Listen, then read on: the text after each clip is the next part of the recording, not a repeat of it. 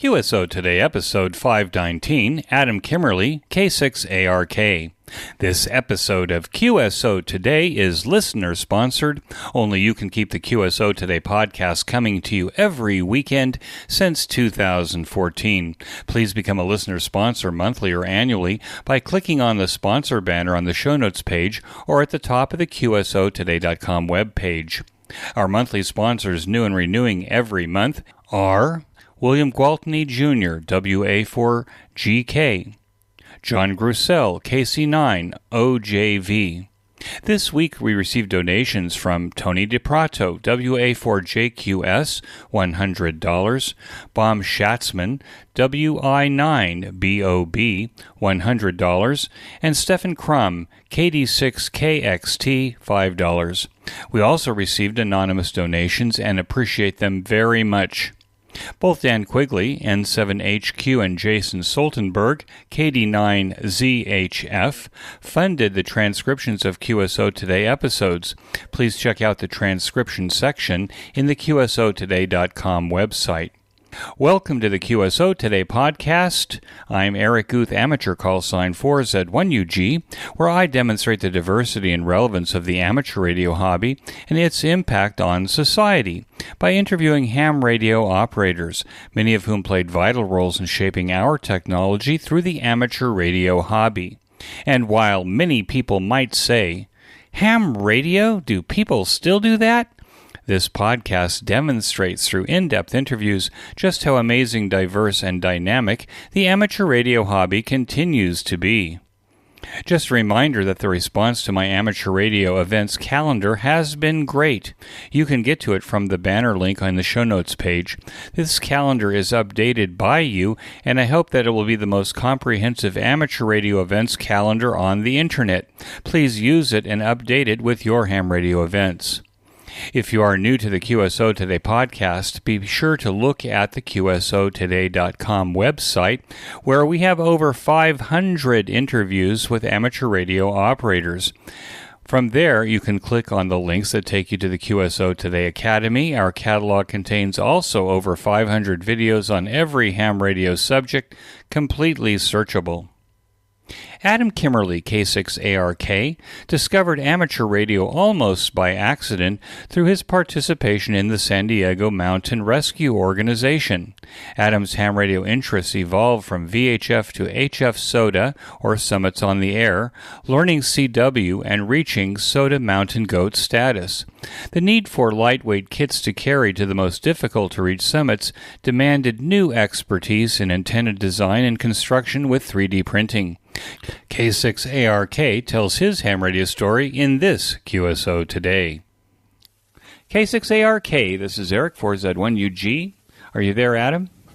4Z1UG, this is K6ARK. You've got a great signal into Southern California today. Isn't that amazing? And all we need was $1 trillion worth of infrastructure to make this happen. But you're looking great, and I'm so happy to get a chance to talk to you after meeting you a couple of years ago at 4 Days in May. Adam, can we start at the beginning of your ham radio story? When and how did it start for you? Yeah, absolutely. Well, I grew up in a small town in northern Los Angeles County in Southern California, and I moved down to San Diego for college, eventually going to University of California, San Diego, where I studied mechanical engineering there. And after graduating, I joined the local search and rescue team here, the San Diego Mountain Rescue Team. And after joining that team in 2005, I got introduced to the 2-meter analog radios that we use for communications during operations. And that was really my first introduction to radio. And that's what really got me interested in better understanding how those radios worked and how we could better use them to optimize them for our function out there in the field. Until you went to the University of California at San Diego and got your mechanical engineering degree, you didn't have an interest in radio or electronics. You had an interest in mechanical things? Yeah, absolutely. Did we skip over cars and mechanical widgets and things like that as a kid? To some degree. I've always very much been an engineer, tinkering with things, taking things apart to see if I could fix them or Even if maybe they weren't broken, I would take them apart. And sometimes I was able to get them back together and functioning again, just to, try to learn how they worked. And very much, I was always into tinkering and things. Less so with cars or vehicles, more so with just gadgets and different tools and mechanical devices. An example of that, I fished a lot when I was a kid, and I designed and built a fishing rod holder that had a spring-loaded hinge on it that would hold the fishing rod in a nice orientation while you're waiting for a fish to bite. And it literally had a mouse trap on it as a sensitive trigger. And when a fish pulled on that line gently, it would trigger the mouse trap to go off, pull a pin from the spring-loaded hinge, and automatically set the hook on the fish. So things like that were very much part of my childhood growth. Did you have some adult mentor that had a bunch of tools and a shop and allowed you to take part in those projects? Yeah, well, I grew up on a 40-acre ranch with about 350 fruit trees, cows and horses and tractors and things like that. So I had access to those things. My dad was not a particularly mechanically inclined person. He was much more of a businessman than an engineer. Still, just having access to those tools made it possible for me to go and tinker and have some fun out in the workshop. Were you working on the farm as a kid? Was this a family farm, or you happened to be on the farm and somebody else did all the farm work? Yeah, it was a family farm, and I certainly did a fair share of work picking lots of fruit. For the most part, the vast majority of the trees were cherry trees, and I've picked hundreds, if not thousands, of pounds of cherries as part of my childhood days. And then, keeping up with mowing weeds and pruning trees and things like that was a very common activity as a kid. I've become a great fan of Mike Rowe, his Dirty Jobs series of videos that he did. And also he's got a podcast. And so this idea of the farm is actually as a place for somebody to become a jack of all trades, because you have to be a jack of all trades in order to be able to keep the farm equipment running and the farm running. Perhaps the seeds of your mechanical interest might have stemmed from growing up in a place that needed your hands-on in order to keep it running. Yeah, and even if it didn't directly drive it or initiate it, it certainly facilitated it. So it was a great part of my formative life, and I think helped bring me to where I am at this point.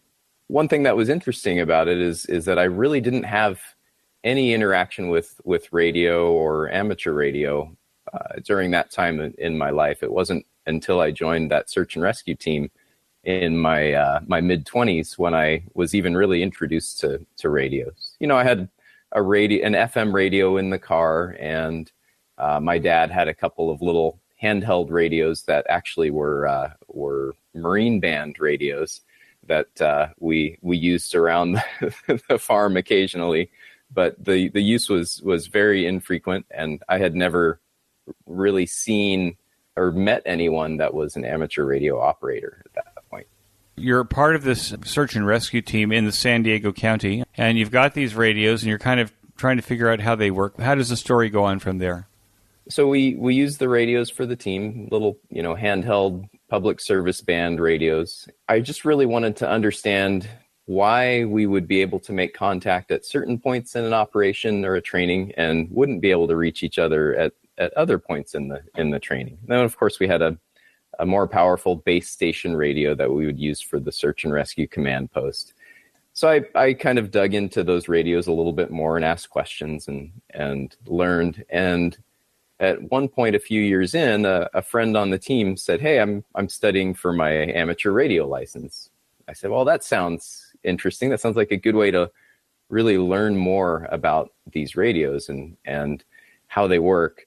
So I did the same, and in 2010, I ended up earning my technician class license, getting the call sign KJ6HOT, which was kind of a funny non-vanity call sign that I just randomly ended up with. And how old were you? I was 30 30 when I first earned my technician class license. KJ6HOT, you have a buddy that you've gotten the amateur radio license with. Did you work with him and to come up with what the first rig should be? I did a little bit, and the first rig was a Yaesu handheld, just a monoband 2-meter handheld. It was very similar to an FT60, but a 2-meter only. And I programmed that up for the local repeaters, and eventually purchased a Yaesu, I think the FT8800, the mobile rig, the 8800 dual bander that crossband repeats, which I actually still have here at the house. And that was my mobile rig for many years. And that was kind of the majority of my operating for at least a few years, was just chatting on the local 2-meter repeaters during my commute to and from work. And that really kind of filled my thirst for radio at the time. I learned a bit about, crossband repeat and building some very simple 2-meter antennas, tapping into that engineering, tinkering side of things. But at that point, I really never thought, I didn't have much interest in HF, and I never thought that I would go down the road of things like learning Morse code and operating CW. What were you doing professionally at that time? So I've been at the same job generally. I work in aviation maintenance. At the time, I was an engineer kind of helping design repairs for aircraft. At this point, I'm still at the same company, and I manage quality there now. So I'm on the quality control side of things. Well, that's very important for aviation maintenance these days, isn't it? It certainly is, yes. Make sure those doors don't blow out when you're at 35,000 feet. Yes, exactly. That's not how we like things to end there. When a pilot comes on my flight as we're boarding and says, well, we have a light that won't go out on the dashboard, I kind of just kick back and say, okay, I can live with that.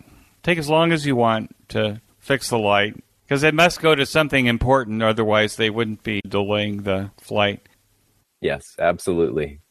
You're in aviation maintenance, you're driving to and from work using the 2-meter radio. It's Southern California, San Diego County, which has some very nice high mountains and very good coverage. So pretty much, are you a member of a radio club at this point? I was not a member of a radio club. I mostly just really just tuned around the different repeaters, and I had a repeater that had a very informal net in the morning during my commute. And it was really just a group of friends chatting every morning. So I got to know those guys, and they kind of became my informal club at the time. Some of them also operated some HF and helped encourage me in that direction. But for the most part, it was just chatting with those friends on the local 2-meter repeaters, and then of course the operating on the public service bands during search and rescue, and using some amateur radio to sometimes help facilitate that because of as you described, the nice repeater systems that exist in San Diego on the high peaks. Were you pursuing any hobbies during this period of time other than radio? You're a mechanical engineer. I see that you even have a printable website so that you're making things with 3D printing. Is all of this stuff happening yet, or how does this evolve? I hadn't really gotten into that side of things yet. I was still very much into fishing, and I had a sit-on-top kayak, a plastic rotomolded sit-on-top kayak that I would take out to the ocean off San Diego and fish for yellowtail, white sea bass, and sometimes even things like thresher sharks. So I spent a lot of time out on the ocean fishing, and that was really one of my biggest other hobbies at the time. How did your amateur radio evolve to where it's coming today? As a technician, I was limited to the 2-meter and 70-centimeter bands, and then some single side band on 10 meters and CW on some of the other HF bands. And not knowing Morse code, I decided to pick up a 10-meter rig, a Radio Shack HTX-10, which was a 25-watt 10-meter single side band rig that was available, I think generally first in the 80s, and built myself a little simple wire dipole, which I set up on the awning, the wooden awning over the front deck of the apartment I lived in at the time. I didn't have a good place to really put up an HF antenna other than some portable or temporary installations like that. And it was not during the peak of a solar cycle, so 10 meters was infrequently open. I didn't understand propagation at the time, so I spent probably at least a dozen different attempts just tuning around, listening for anything on the band, not hearing anything. And then one afternoon, I was at home and turned on the radio, tuning around with the Radio Shack, and I hear someone calling CQ. And it was a 9 call sign. The voice I heard coming back was a little bit distorted and sounded kind of chipmunk-like and high because I didn't understand how to zero beat his frequency coming back. But nonetheless, I replied to his call, and a gentleman came back named Roberto. N9NUQ is his call sign. And I explained that he noted that I was a little bit off frequency, and I said, yeah, this is my first HF contact. I don't really know what I'm doing with this radio. And he asked what radio it was. I explained. And he very kindly coached me through adjusting the fine tuning on that radio to zero beat his frequency. And we had a great contact. I still have that QSL card that he sent me.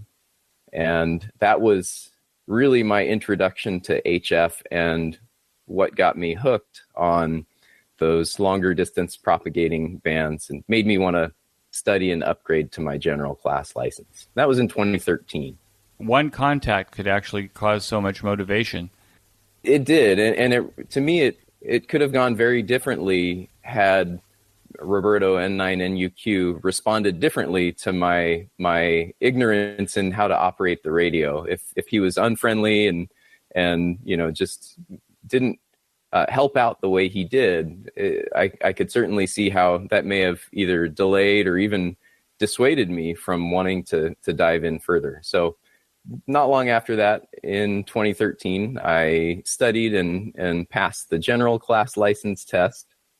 I purchased a Yaesu FT817, which was kind of along the lines of primarily intending to operate portable, as I lived in that same apartment still and didn't really have a place for that permanent antenna to be up. So I purchased that FT817, and eventually in 2014, about a year later, I upgraded to the extra class license. Operating with that little QRP rig was very much an exercise in patience. Because you weren't breaking through, and you're living in an apartment still with the limited antennas, right? Right. And, at the time, Summits on the Air wasn't much of a thing. I certainly didn't know about it at the time. And Parks on the Air was not much of a thing. I don't know that it even existed, perhaps as National Parks on the Air at the time. But those two tools are really a good way to round up contacts on with QRP stations, even on single sideband. But not being a CW operator yet, and not having really as much existence or popularity of the weak signal digital modes that we have today, trying to operate single sideband with just a QRP rig calling CQ in the blind was really a challenge. So most of my portable operating was really spent listening and hunting and pouncing on people calling CQ or just tail-ending other QSOs. And that worked well enough. Fortunately, I have a pretty good deal of patience and was able to have some fun with it and make some really enjoyable contacts along the way. So are you relying on any mentors or ham radio helpers, locals, to kind of help you get over this hump? Because it sounds to me like you're kind of doing this on your own. Yeah, I very much was. I would get a little bit of information and feedback from my friends on the 2-meter repeaters. But really, for the most part, it was through internet-based research and some YouTube videos to help me understand the different parts of the hobby, how to operate effectively. What kicked off the whirlwind? Anybody that looks you up now will see that you're making lots of presentations, devising antennas for SOTA operation, portable operation. You're printing on your 3D printer. I have one of your beautiful miniature Morse code keys to take up into the mountains or to the local park. I think the first thing I remember about you was you made a presentation at 4-Day in May about creating the smallest QRP transmitter that you could carry. So it's almost the size of a thumbnail you could carry in a backpack. So it seems to me that something happened that caused this whirlwind to take off and for you to kind of take off in a whole bunch of different directions. And what was that? I really think it was my introduction to Summits on the Air. And that all started with a hike one afternoon out to a local peak. I was just out, doing my typical fun outdoor activities and brought a handheld radio with me just to see, I wonder who I can make contact with on simplex, 2-meter simplex from this summit. So I had that HT out on one of the local summits, and one of the people responding to my calls said, "Hey, are you doing a Summits on the Air act? Are you doing a SOTA?" He just used the abbreviation. I said, "SOTA? What's SOTA?" "Summits on the Air. Have you heard of it?" I said, "Well, no, I've never heard of Summits on the Air." So that afternoon, when I got home, I started researching what is Summits on the Air, and quickly found the Summits on the Air website, which has a great amount of information. And I also found Steve, WG0AT, his videos on YouTube with his goats, his pack goats in Colorado that he posted. Many of those were posted probably 10 or 15 years ago. And they're great videos. And I learned a lot just from watching him about what this game of Summits on the Air is all about, going to mountaintops with portable radios and trying to make contacts for points that don't mean anything. And really that got me excited about a new aspect of the hobby. And it's really that portable mountaintop operating that has driven a lot more of what I like to do now, and where I spend my efforts developing things for 3D printing, developing new radios and antennas for that mountaintop operation, and just really having fun in the field. And on top of that, Steve's videos were what really influenced me to get into making my own videos and trying to do for other people what Steve's videos did for me. On your old color television, they used to have a control for chromium or whatever, but the color brilliance on his pictures is really quite spectacular. Steve was a guest in episode 45 of the QSO Today podcast in June of 2015. We're now at 519. Anybody who wants to go back to an early podcast episode can hear my episode with Steve. Now, I have to tell you something very interesting about that particular recording. Steve was sick as a dog when I interviewed him, and he coughed and sneezed the entire time, and it was because of Steve I learned how to use Audacity to edit the audio. So you wouldn't know that he was sick because I got every cough and sneeze out of that recording, so he sounded just brilliant. So Steve inspired you. Did he inspire you to take a dog or some kind of pack animal to the summit? How did this evolve so that you actually knew what you were going to take and where you were going to go? Yeah, good question. I have not yet taken any pack animals or non-human partners to mountaintops at this point, but perhaps at some point in the future that may become an option, especially when I'm older and perhaps less willing to carry all of my heavy gear to the summits. But so from there, it evolved down a path of starting to do some more Summits on the Air activations with my FT817 kit. About 10 years ago, I produced my first YouTube video, I think around 2013 or 2014. And that first YouTube video, at least related to radio, was kind of a walkthrough of my FT817 kit, which at the time I thought was, the greatest thing since sliced bread. It was the really one of the smallest kits I could ever imagine, weighing in at probably about 2 kilograms, a little over 4 pounds there for this whole kit, with the 817, an off-center fed dipole, lithium battery, the microphone, and a hard plastic case.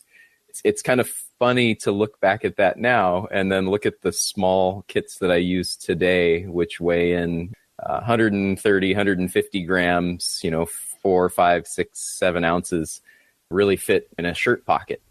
I remember that Steve said that the advantage of having the animal was the company, but you never packed on the animal anything that you actually needed. Because if the animal run away, he could take your water, he could take your rig with you. So anything that was essential, you carried yourself. And I think it sounds to me like this evolution of reducing the size of the kit was really based on some practical experience. Yeah, absolutely.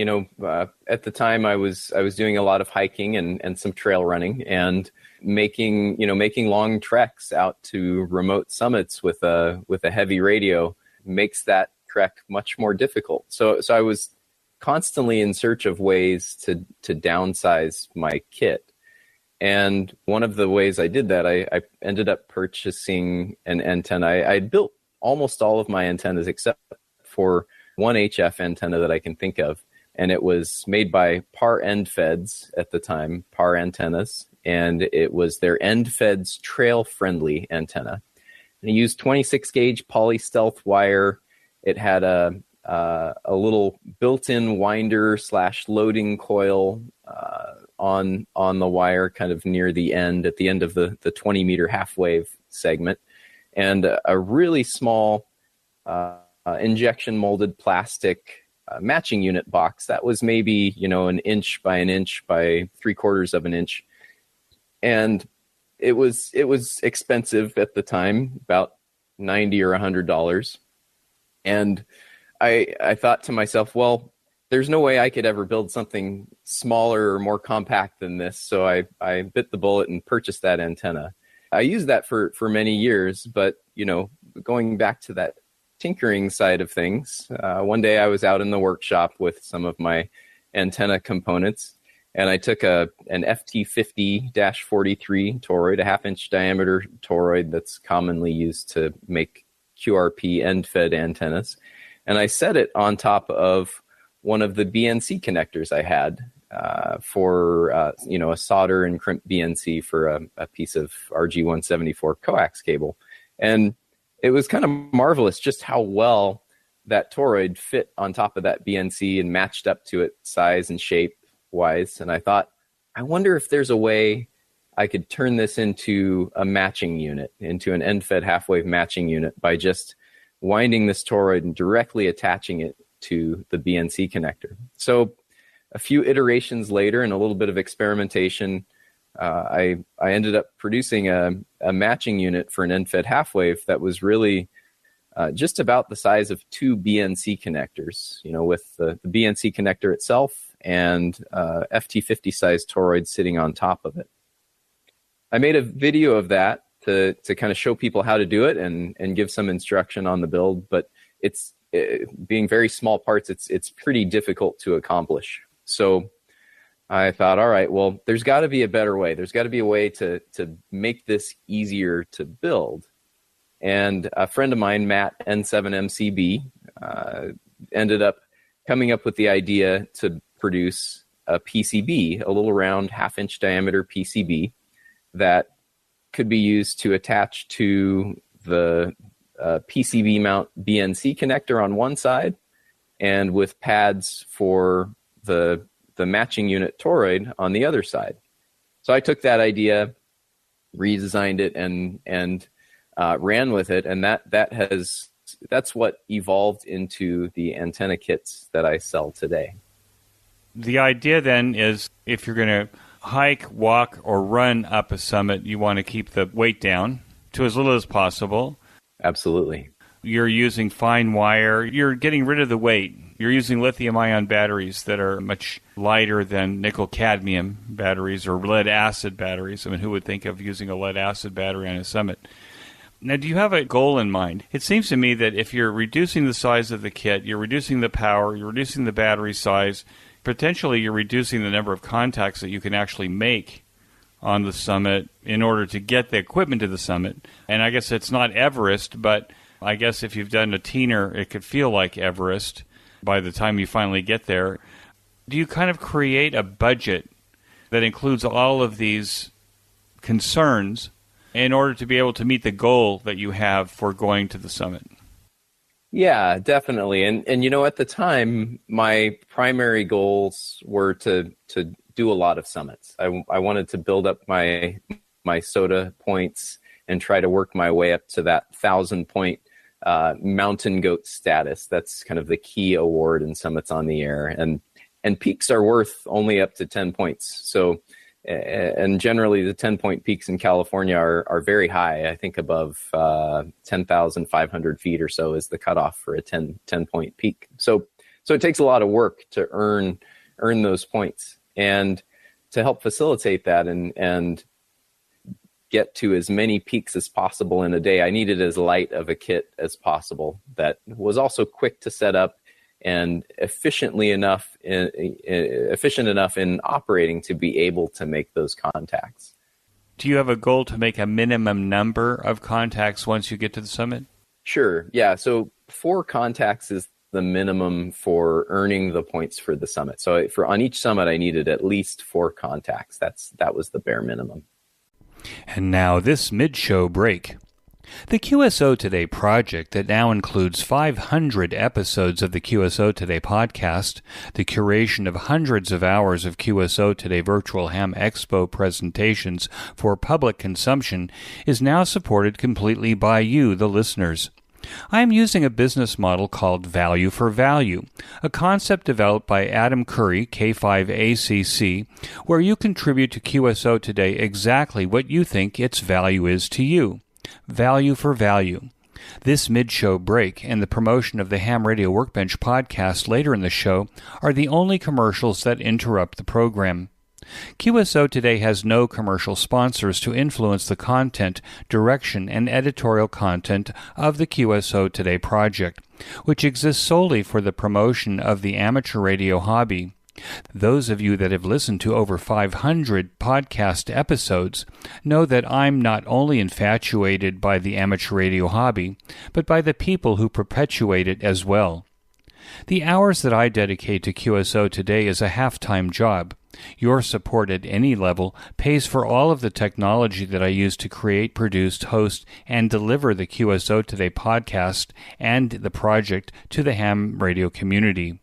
And while it is a labor of love, it costs money. I know from statistics and surveys that only 6% of you actually contribute to QSO Today in some form. Please make a generous donation using the slider to set the amount of your donation. Make that donation monthly to ensure that QSO Today is here for the next 500 episodes. As a value-for-value donation, it should be in the amount that you value each episode of QSO Today, or your access to our amazing catalog of ham radio educational videos found on YouTube, Vimeo, and using our own player link in the show notes page. Become a listener sponsor monthly or annually.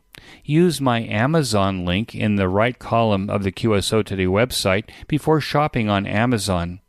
Promote QSO to your friends and family by forwarding our email and social media posts. Subscribe to our mailing lists. Subscribe to the YouTube channel. Tell your friends. All of these actions are value for value. Keep the QSO Today project alive by taking action now. We return to our QSO Today. So when you were showing, for example, these micro transmitters you were building, if the goal is 4 contacts, if you're chasing contacts, then you don't have to have a lot of battery, it doesn't seem to me. You're not going to be on the air for hours. You're going to be on the air for minutes. Is that how you're thinking when you're trying to put this all together? Yeah, absolutely. And for the most part, the micro transceivers, like the micro pixie, or as I affectionately like to refer to it, the choking hazard.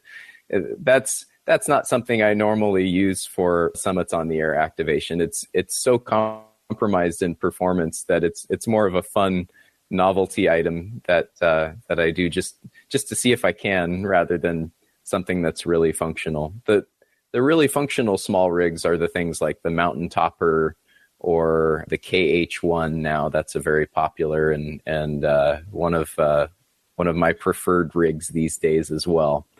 So yeah, the smaller rigs that I typically bring to Summits are the ones that have a bit more performance and functionality than the crystal bound marginal pixie type transceivers. So you still want performance and noise and image rejection and all that stuff when you're headed to the summit. It's electronically clean for the most part, but you still want performance. Correct. Yeah. And in that time frame, in the 2018, 2019, 2020 time frame, when I was really doing a lot of summits and trying to earn a lot of points, the weight of the kit just helped facilitate me to get more activations.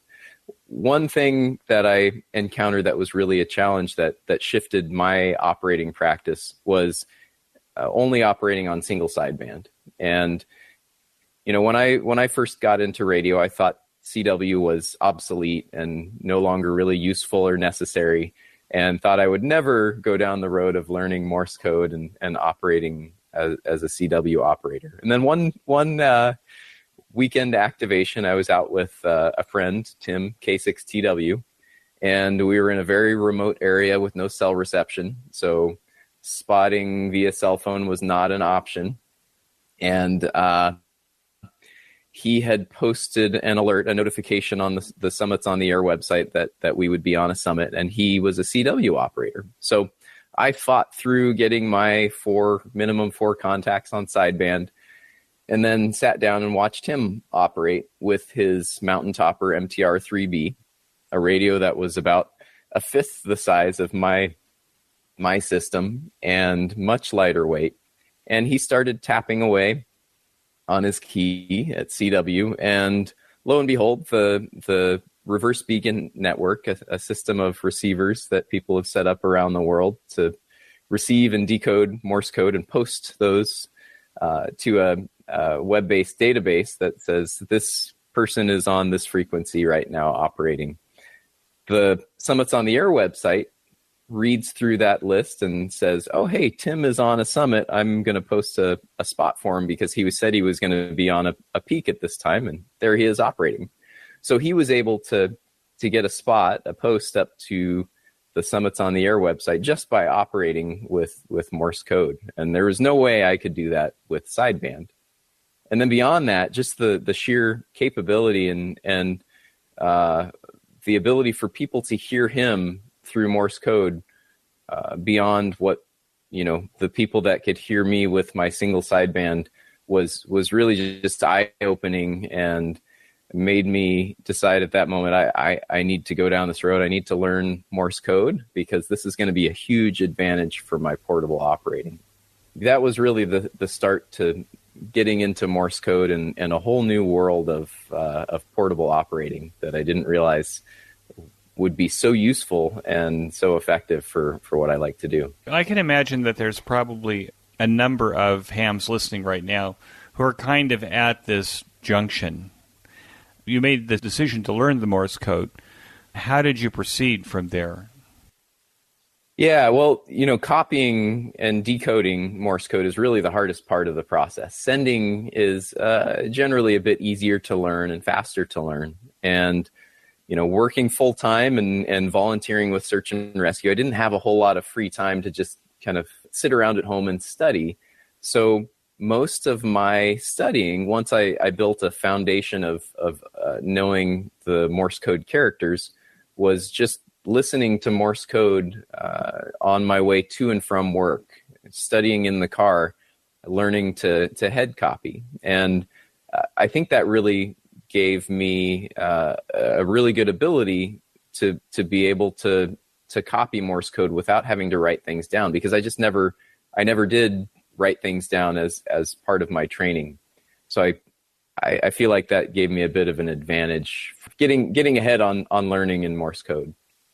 Yeah, I have an iPhone app that is a Morse code trainer, and one of its features is it allows you to connect to API or one of the news services in real time. So it's sending you the news as it's coming off the wire in Morse code at various speeds. You can change the speed. I also find that that's kind of very interesting. And so if you've read the newspaper before work, as you're driving, you actually have some sense of maybe what the news is that's coming over the feed. Is that what you were using or something like that? Or did you were using MP3 files at that point or something like that to listen? Yeah, I was using a very similar app that offers, I don't think it's available anymore, otherwise I would note what it is. It allowed for adjusting settings for example, Farnsworth spacing, bigger spacing between characters for a given character speed. And it had a number of different modes, including call signs, random sets of 5 characters, a simulated QSO, which was what I liked to use a lot because I learned kind of the format and was able to tell what was coming contextually and just really focus on being able to quickly decode those characters. And I still occasionally use that app. I have it on my phone, but I don't believe it's in the app store anymore. So, how long did it take for you to get up to the point where you felt you could actually do on-the-air contacts in CW? I want to say it was about 6 to 9 months before I was, willing and comfortable to try to make some contacts. And my first contacts were scheduled or planned summit-to-summit contacts with friends or, chasing other activators that were friends of mine that were kind of coaching and encouraging me along the way. Those were friends that I met through various summits on the air groups. We have a good SOTA North America Slack group that's got a bunch of great people in there that I've gotten to know pretty well. They were a big influence and very encouraging in developing those Morse code skills as well. And also very patient with my operating as I was learning because, as you know, when you're new with Morse code, you're going to fumble a lot. You'll make plenty of errors. And as you do that, what you learn very quickly is that the person on the other end has also been there, and they're more than happy to slow down, repeat, and work with you to make the contact happen. Now, are you operating from home at all? Or are you just exclusively operating, you get your kit together, you put it in the backpack, and you take off for the hills? At that point, I didn't have an option for a permanent antenna at home still. So almost all of my operating was in the field. Around, I would say 2017, 2018, I was able to put up an antenna at home, but still, just because of my experience and preference for operating portable, I really my only operating from home is when I've got a friend on a mountaintop that I'd like to try to make a contact with. And even still today, that's pretty consistent. I rarely operate from home for any extended period of time. The field is my shack. If you live in an HOA, I guess this is for people who are saying, well, I have an amateur radio license, but I can't operate because I can't have an antenna at home. You seem to be the model for being able to operate and enjoy ham radio and prepare the radio and all the technical stuff that goes along with the preparation and then taking it to the field. Do you have like SOTA goals, meaning in your approach to working summits on the air, have you decided, well, I'm going to go after all the summits that are 10,000 feet and below. I'm going to go after all the summits in San Diego County, and then I'm going to move on to Riverside County, or I'm going to take an arc across the southern part of the United States. How is it that you've decided what the SOTA destinations are and how you're going to meet those goals? And is there any appreciation for that in the SOTA community? Yeah, there is. I would say within the game of SOTA, one of the things that I really like doing now is trying to activate summits that have never been activated before, that don't have any previous operators logging, a SOTA activation from that summit, a first activation as we call it. And those are of big interest to me because I like the challenge of getting to a peak that is generally just a little bit more difficult to get to, whether it's very remote and a long, hike to get there, or just difficult technical terrain to access the summit. It may not have a fire road or something to the top. Yeah, for sure. There are summits in, as you know, Southern California has a lot of very heavy brush and chaparral on the hillsides. And some of the most difficult local summits I've done have actually been very short hikes, but through very dense brush to get to those summits. Do you wear big leather boots in order to make sure that you're not bitten by snakes and stuff like this, which I know are common in the chaparral and the brush of Southern California? They are. For snakes, generally, I just try to be as careful as possible. Respect their territory. Yeah, if you don't mess with them, they won't mess with you. But yeah, heavier boots and heavier duty pants like Carhartts are occasional protective measures that I'll take on those more brushy summits. They're like your chaps, cowboys' chaps, right, in order to prevent problems with the brush and stuff. You have poison ivy and poison oak and everything else along the way. If you're going to a summit that's never been activated, then there may not even be a path to the top. Absolutely. Yeah, that's also all very true. And, as far as just general goals and efforts go, before I made my way up to 1,000 points, I was very focused on activating a lot of summits and trying to maximize my points. In the year that I earned Mountain Goat, I think it was 2019, I activated 100 summits that year and earned over 660 points that year. So it was quite a whirlwind of hiking and mountaintop activating. Do you carry any like GPS navigation equipment or something to confirm that you're actually on the summit? SOTA, the organization, do they need some kind of proof? Are you carrying any like satellite devices or anything like that as a way to, one, have a backup for emergency in case you are hurt? Yeah, I generally carry a satellite messaging device, Garmin InReach. I've had one of those for many years, and I view that really as my insurance for emergency communications. That's my beyond a cell phone, my primary backup or primary mode of calling for help in an emergency. It's a very reliable tool from that perspective. And then beyond that, I've got some applications on my phone that I use for mapping and general GPS navigation work that are very helpful and help me ensure that I'm in the right spot for the summit, and also that I'm within the activation zone, within 25 meters, vertical meters of the summit high point there.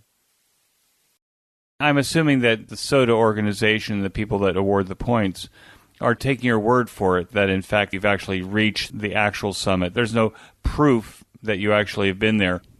Yeah, and that, honestly, that's one of the things I appreciate and enjoy about the Summits on the Air program, is that it's relatively informal.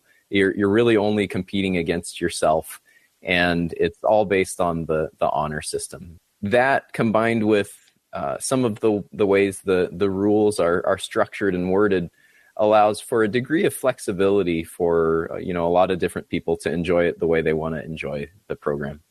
And why cheat yourself? Do you normally do SOTA by yourself? Or is there a buddy system that you think is important for safety and everything else?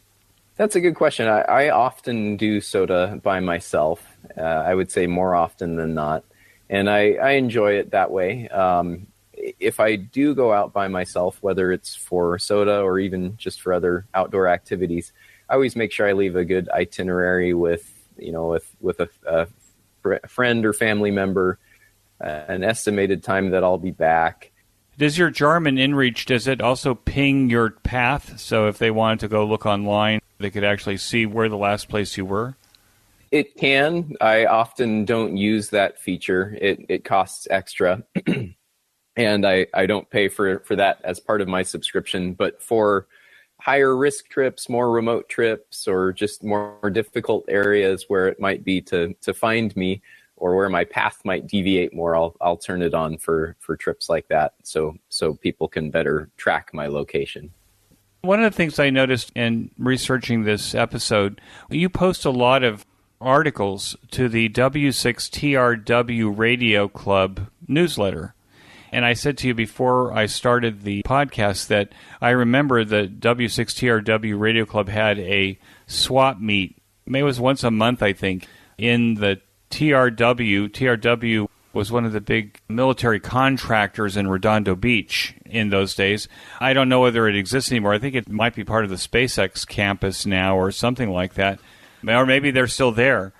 How did you become involved in W6TRW? And does that club now, is that more of a regional club? How does that work over there?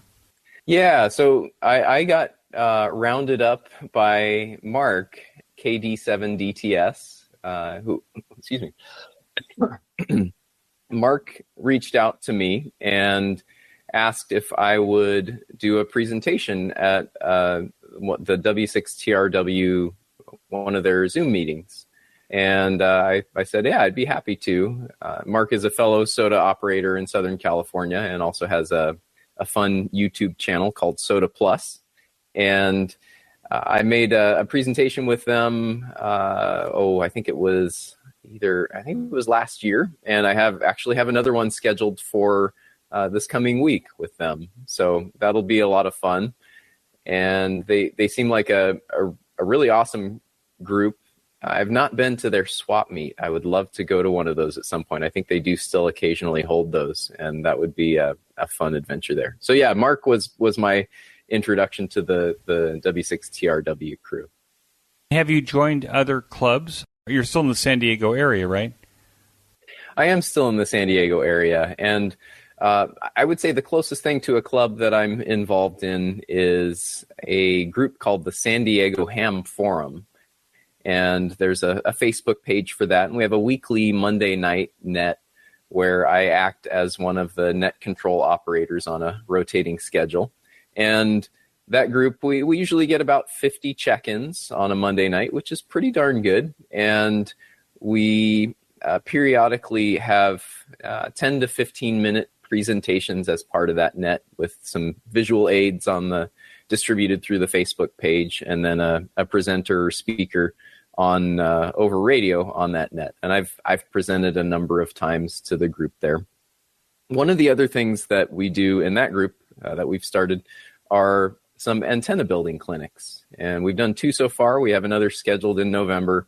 And one of the members of the group, Dan, KI6KU, who does a lot of the organizing and coordinating, has facilitated getting a location for us to meet at the last couple times. It's been at a fire station down in Poway. And we get together, and 20 to 30 people have showed up each time, and we build antennas. Roll-up J-poles have been a popular option, and we've also helped some, for VHF. We've also helped some of the members of the group build or tune things like an end-fed half-wave or a linked dipole to get them on the air on HF. So it's been a lot of fun, and it's been a great way to get the community together to learn and help each other out. Now, I have a very nice miniature Keir paddles that are absolutely ideal for keeping the weight down as you're headed to a SOTA summit. That was made by you. I thank you very much. It was a beautiful gift. How did you get into 3D printing and creating these devices? Where have those devices gone? Have you actually commercialized these devices? Yeah, good question. So my initial foray into Morse code, I needed a paddle to use for my Morse code operating. So I built my own, being the engineer and tinkerer that I am. Rather than purchasing one, I designed one out of some clear acrylic material that I had laying around, using a Dremel tool and a table saw to cut it into pieces and make a slot in the middle. used some ballpoint pen springs as the springs for the levers, and for the levers themselves, I used some copper strip, heavy duty copper strip that I had laying around, and that key is maybe 1.25 inches long by 3/4 of an inch tall and about 1 inch wide. So it's very small. And I did, built a couple more of those for my own use. And then 3D printers started becoming much more of a popular thing. And I had some friends that had 3D printers. And, for a while I'd request a friend to print something for me. But eventually I gave in and purchased my own and started building and designing things with it. That very quickly led me down the road of seeing other people's designs for 3D printed Morse code paddles and thinking, I wonder if there's a way I could design one of these that's very similar to my favorite portable key at the time that I was using, the Palm Pico paddle, which is just a tiny little pocket-sized paddle with retractable levers. So I started designing and experimenting, printing prototypes, and came up with a design that actually worked quite well. I did sell some of those for a while. I ended up kind of stopping selling those because I just didn't have the time to manufacture them and assemble them for people. So for the most part, I would say I evolved from that key to another design that's currently posted on Printables that's easier to print. It's slightly larger, but I think generally has a much better feel and more adjustability. So if folks are interested in that, the way to find it would be to go to my website, K6ARK.com, and then click on the link to the 3D prints and builds, and that'll link you over to Printables so you can get the free STLs there, print your own paddle, and make some of those keys. What kind of 3D printer do you have? So initially I purchased a Creality CR10, which I'll put it nicely and say it helped me learn a lot about 3D printers by figuring out why it was failing and getting it properly tuned where it is now to where it actually can produce relatively high quality prints. Subsequent to that, I bought a Prusa Mark III, which was a much better choice and a good decision on a much more consistent and reliable printer that I generally recommend to others as a good option along with the Bamboo series. And now this mid-show break. Every 2 weeks, I listen to the Ham Radio Workbench podcast with George, KJ6VU, Vince, VE6LK, Mark, N6MTS, Thomas, K4SWL, Michael, VA3MW, and Rod, VA3ON, and their guest on often topical and important projects in amateur radio. This discussion amongst the regulars and their guests remind me of the conversations that I used to listen to on 146.94 and 146.46 megahertz in Orange County, California, while working on my own workbench almost 50 years ago. It is amazing how much practical ham radio knowledge that we can absorb by listening to the Workbench podcast that starts to make sense when we start our own deep dive into our own projects. So join me by listening to the Ham Radio Workbench podcast now and as George and crew push beyond 200 episodes. You can get to the Ham Radio Workbench podcast by clicking on the banner in this week's show notes page. And now, back to our QSO. I have a recommendation for people that want to own or have access to a 3D printer. What I did is I bought a Creality 3, and it sat in my shop for about a year before I actually got to it. And then I decided, you know what, I'm not going to do this enough to justify it sitting there. So I gave it to one of the high school kids down the street. And he and his mother run that thing for the last 3 years all the time. So now when I need something 3D printed, I just send an email down to my 3D printer, which is down the street, and it gets printed and delivered. And I think if you're not fully into 3D printing, but you want to have the benefit of 3D printing, what you end up doing is you end up creating a young mechanical engineer and a mother who supports it, so that the two of them are this duo. As a result of the 3D printer, he's inspired to become an engineer himself. So there's a way to change the world if you have the ability to buy the printers. They're not expensive, and to then kind of semi-permanent loan them off to a young person. You can actually change a life. And as I often like to say, the only thing better than having a 3D printer is having a friend with a 3D printer. It's like a boat. The two happiest days of a boat owner is the day he buys it and the day he gets rid of it. But there's nothing better than having a friend that has a boat and a boat club membership. Absolutely. Anybody that looks at your YouTube channels, you're prolific with the pictures you're taking. And obviously, because you have so much practice now, the pictures that you sent me that we'll use for the podcast are also spectacular, as close to the quality as Steve's are. And he had a 10-year head start on you. What's the impact of the YouTube channel now on the SOTA work that you're doing? Yeah, so the YouTube channel has been a really fun thing, and it's given me an avenue to share both my adventures in the field to try to inspire others, and also to present some of the design and build projects that I do, particularly with antennas, and try to inspire other people to go down the same path I did and, learn more about building your own equipment, because there's really not much more satisfying than making that great DX contact on a piece of equipment that you built. And after earning that Mountain Goat status, the 1,000 SOTA points, my primary interests and goals kind of changed there. I was no longer focused solely on earning points, but more interested in different and other challenges in the world of summits on the air. So I started exploring different antenna designs, trying to operate on different bands or different modes that I hadn't previously explored as much. And to give you an example, that the antenna design side of things kind of culminated relatively recently in building a portable 7-element 10-meter Yagi, which is not your typical summits on the air antenna. It weighs in at just under 10 pounds with the mast. And it's certainly a fair weather antenna. It doesn't handle wind particularly well, but nonetheless, the thing works really marvelously, and it's a lot of fun to operate on a summit.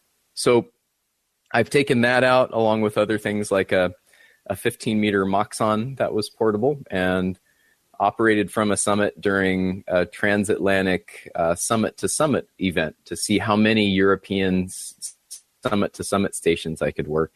And in a single SOTA activation, I was able to work 17 European summit-to-summit stations from Southern California, which is arguably probably one of the more difficult locations in the U.S. to work across the Atlantic. And it was just a blast. What rig did you use for that?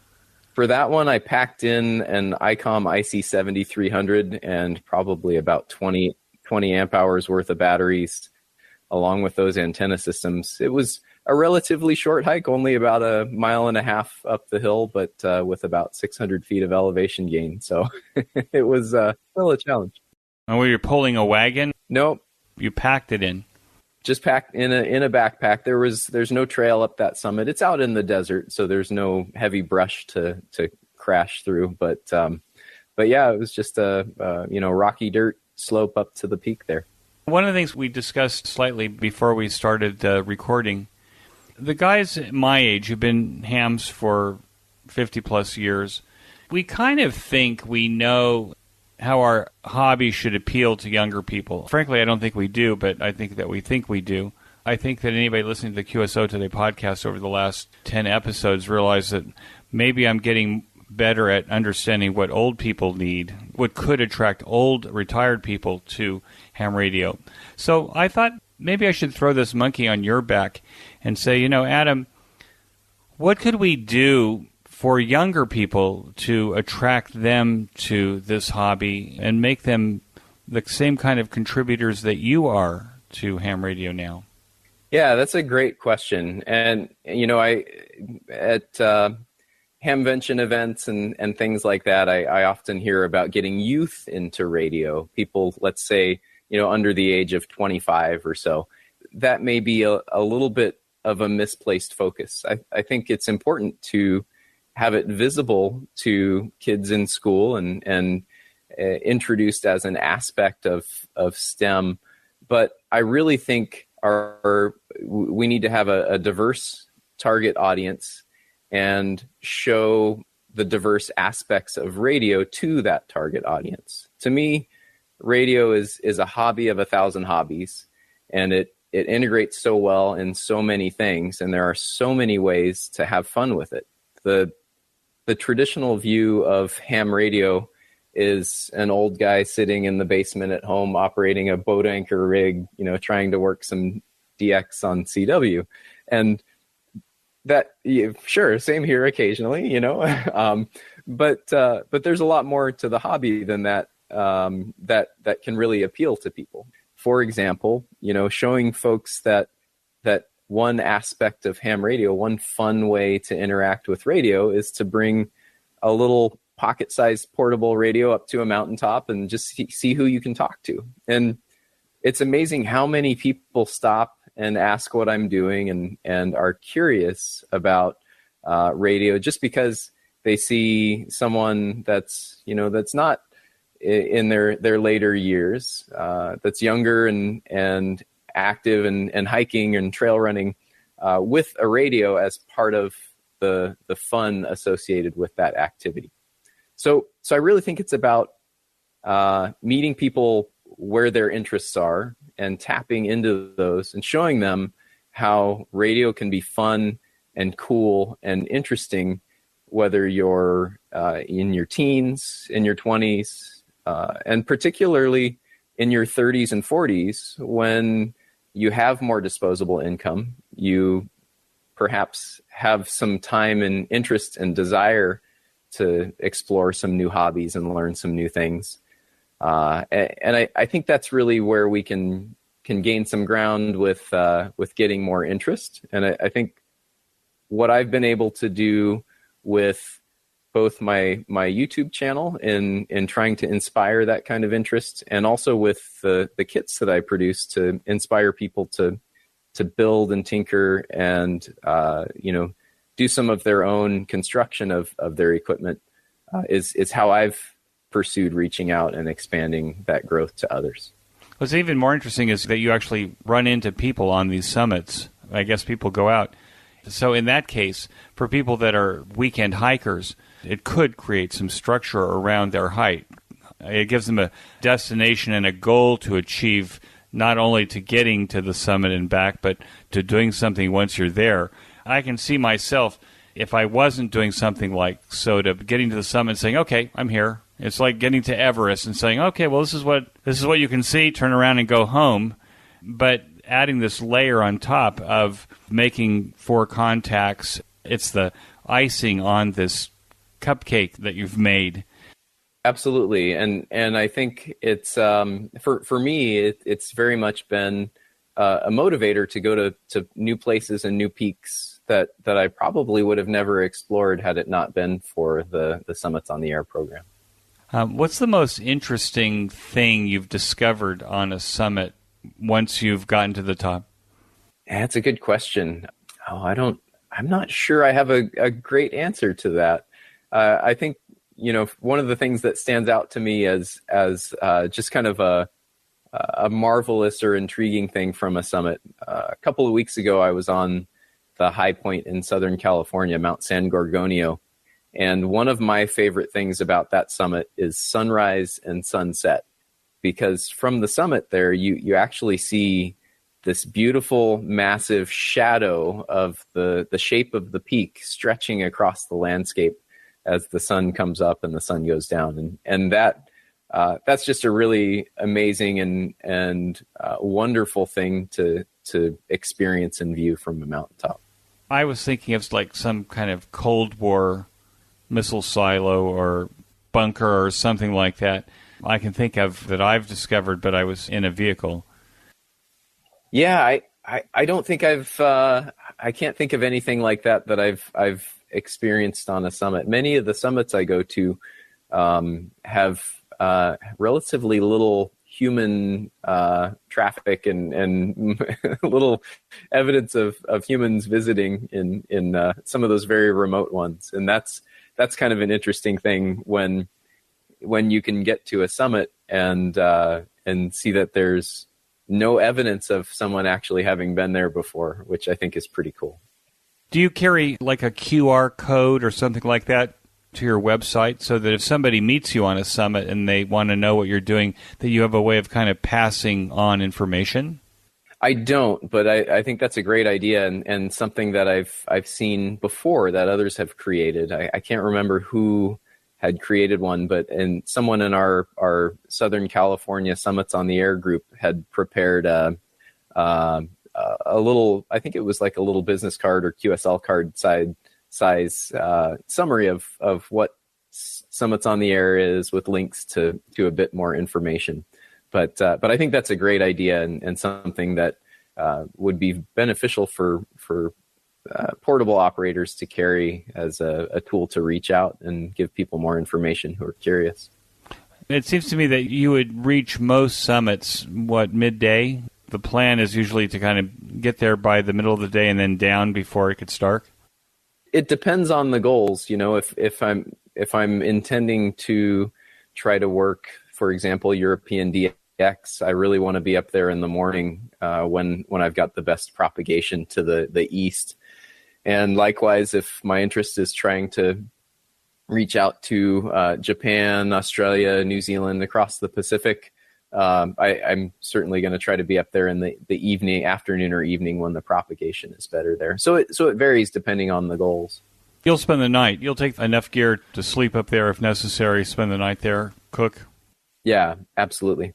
That was going to lead me to what's your favorite band when you're working SOTA? If you were going to take a single band radio or a 2-band, 3-band radio, like one of the QRP Labs radios, what 3 bands would you want to make sure you had there? Yeah, well, as with a lot of this kind of stuff, 20 and 40 meters are really the bread and butter. And, for a single band, if I had to choose this part of the solar cycle, probably 20 meters. And then in general, I think 40 meters, outside of the peak of the solar cycle is going to give the greatest likelihood of being able to make many contacts. I would say as far as favorite bands go, 17 meters is often one of my favorites because it's so quiet and has such good propagation characteristics. Really lately, 10 meters and 15 meters have been a blast as well. The other things I really like doing from mountaintops is trying to work long distance 2-meter contacts on CW or single sideband. That is something I will often pursue specifically, bringing homebrew 6-element folding Yagi up to a mountaintop, along with an FT857, which is an all-mode, all-band radio, and occasionally a 160-watt amplifier as well, just to make the most of it all. So that's a different rig then that you're carrying. You have different kinds of backpacks for different kinds of trips? Yeah, well, anyone that does much outdoor activity knows that you tend to acquire a lot of backpacks for all different purposes.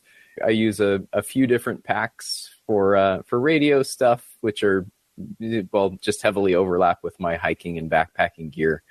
And then beyond that, for the radio kits, I've got many of the radios kind of organized into good little protective cases and kits with dedicated antennas to make it easy to grab one and head out to the field.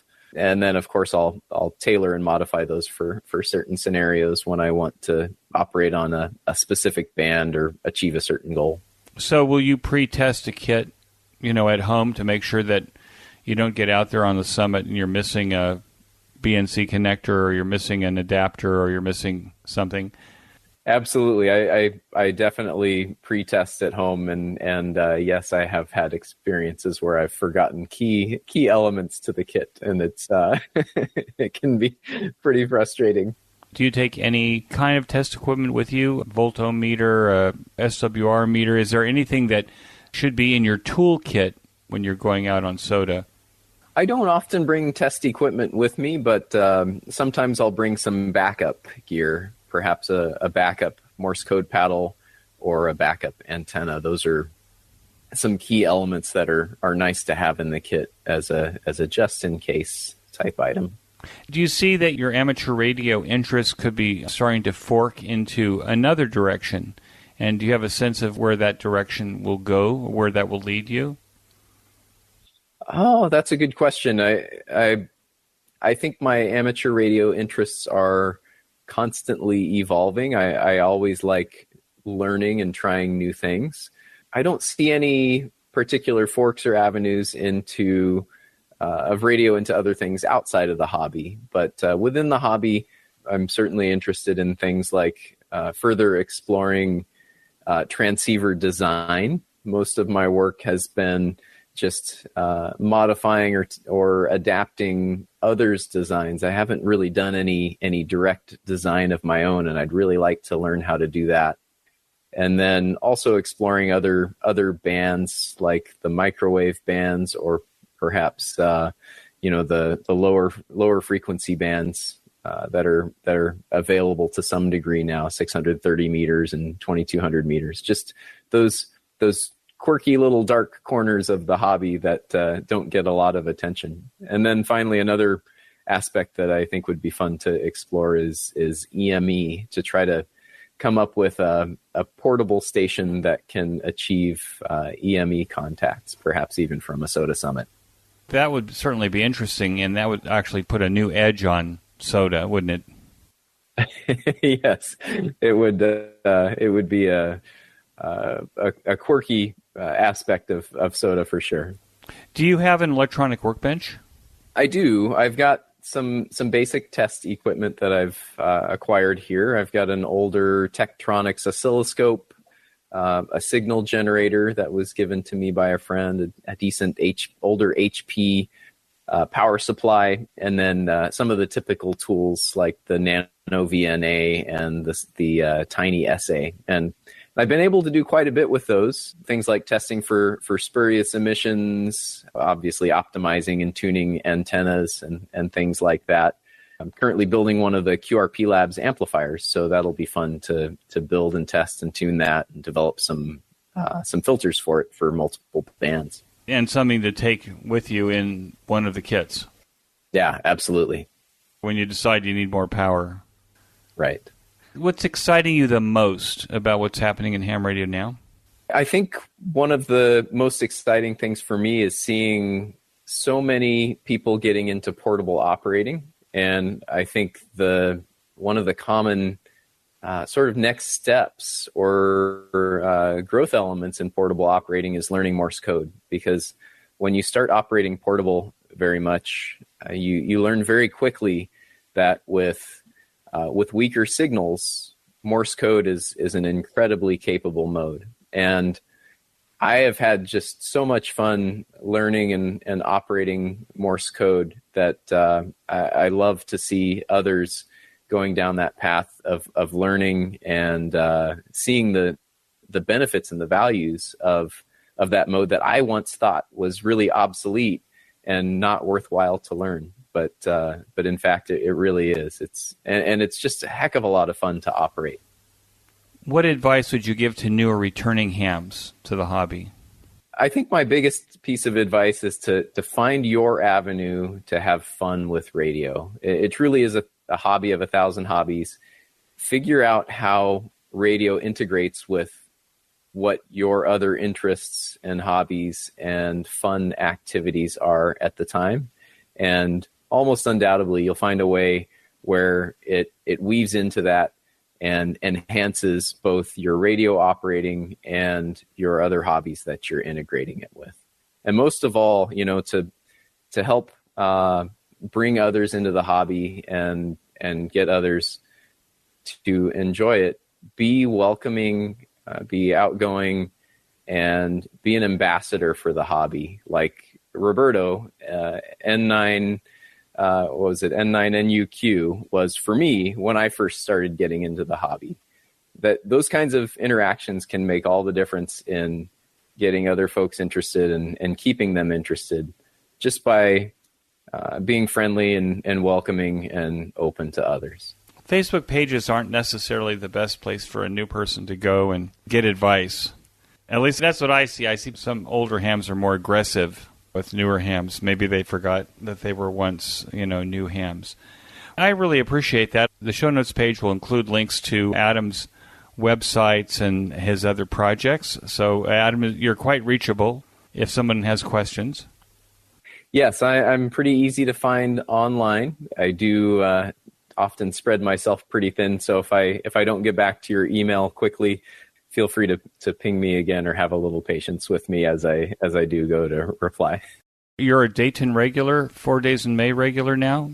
Yes, absolutely. I thoroughly enjoy visiting 4 Days in May, and I will almost certainly be at Dayton again next year. I think we're planning to potentially do a joint booth at Dayton for my antenna kits and other products, along with ARA, N6ARA, and Tufton, Joshua's company. I forget his call sign off the top of my head. N5FY, I believe it is. He sells a variety of really cool 3D printed products and other things. And I think we're going to team up and have a booth for our wares there at Dayton next year. I feel like I find my people, my ham radio people, at 4 Days in May, and have enjoyed it the 2 times that I've been there. Anyway, it's such a pleasure, Adam. Thank you so much for joining me on the QSO Today podcast. And with that, I want to thank you so much and wish you 73. Well, very good, Eric. Thank you for having me. It's been a pleasure. And 73. That concludes this episode of QSO Today. I hope that you enjoyed this QSO with Adam. Please be sure to check out the show notes that include links and information about the topics that we discussed. Go to www.qsotoday.com and put in K6ARK in the search box at the top of the page. You can sponsor the transcription of this episode or any of the previous episodes by clicking on the transcription button on every show notes page. The cost is $75 per episode, regardless of the length. We will quickly transcribe the episode and give you credit for your sponsorship. Please send us the call sign of the podcast to make sure that we transcribe what you want. Remember that QSO Today is value for value. Please support our project by making a donation or becoming a listener sponsor today. Use our Amazon link before shopping at Amazon, as we receive a small commission on your Amazon purchases. Subscribe to our mailing lists, both my blog and the podcast, and forward the messages to friends and family who would enjoy QSO Today content. Promote us on social media and give us a 5-star rating and reviews whenever you are asked. QSO Today is available on every podcast player and venue, including Apple Podcasts, YouTube, Spotify, and Podcasting 2.0. Get a Podcasting 2.0 player to make it easy to get your next episode as soon as we publish.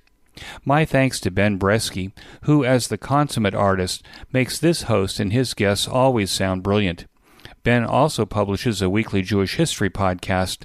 There is a link to that on the QSO Today homepage.